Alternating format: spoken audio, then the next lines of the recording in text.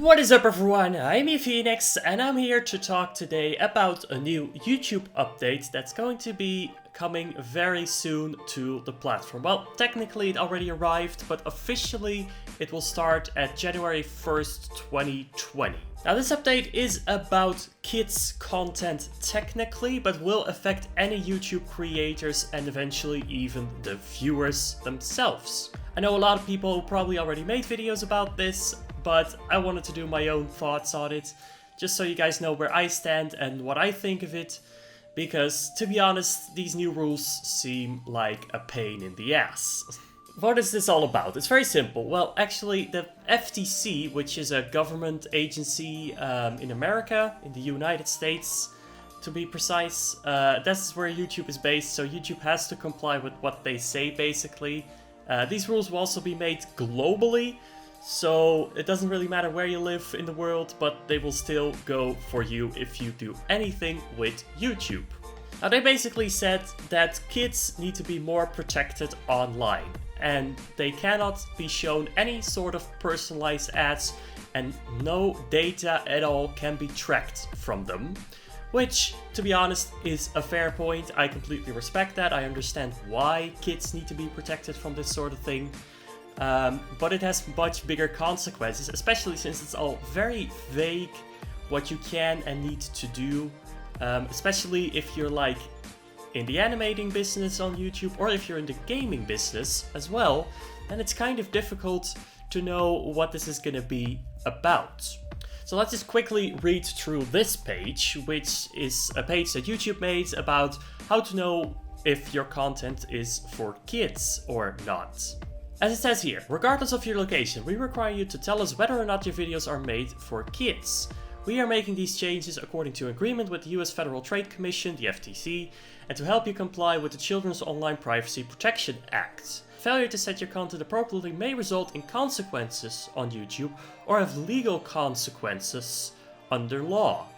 Now this is where it gets interesting, because basically any creator, and that even means someone who just posts a funny cat video online, is now responsible for whoever watches their video. Yes, I know that sounds very strange, at least to me it does, because how can I control how old the person is that is watching this video or any of my videos? I don't understand how they want us to do that, how they want us to know that. Yes, you have analytics, but how do we even know that a child is not lying about their age? I mean, when I was 12, I still lied about my age. I think that's pretty normal for a kid to do.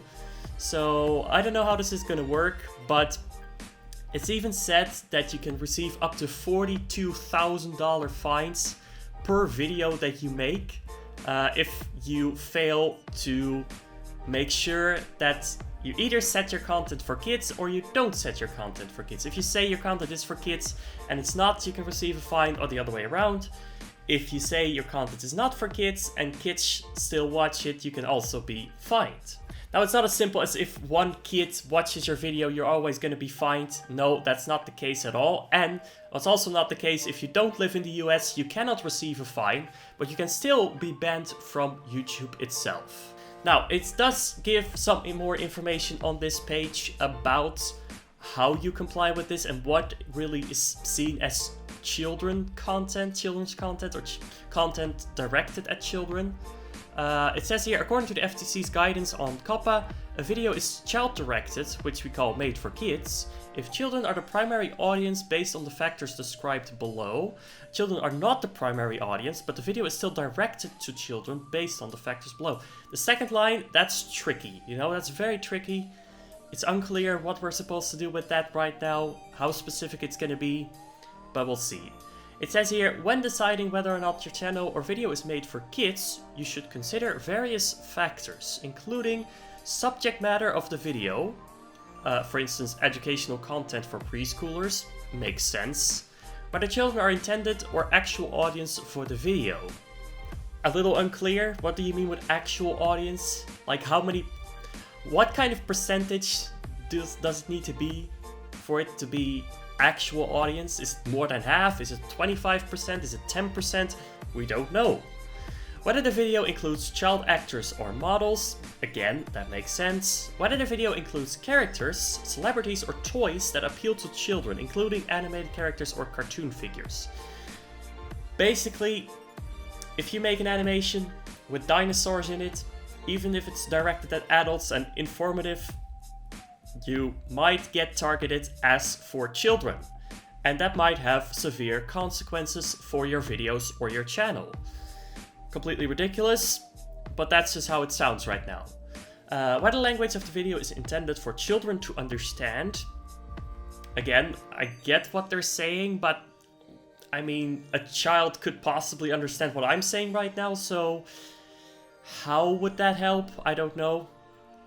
Whether the video includes activities that appeal to children, such as play acting, simple songs or games, or early education.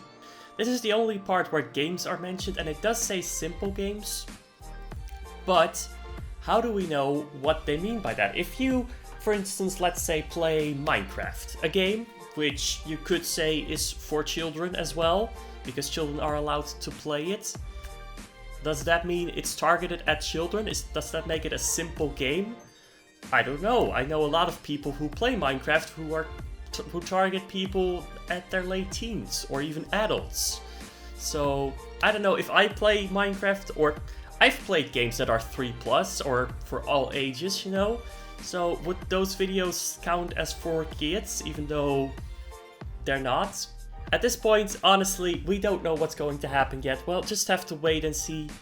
I don't think it's going to be as extreme as some people are predicting, but I'm sure it's going to all have some consequences, and we really have to be careful how we're going to handle all this.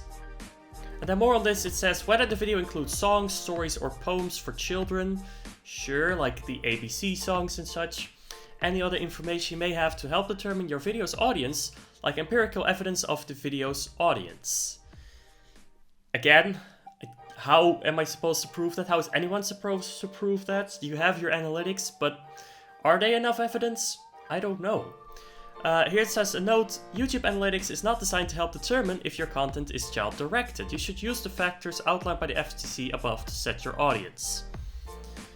Again, completely unclear, and even saying that YouTube Analytics is not valid as an argument.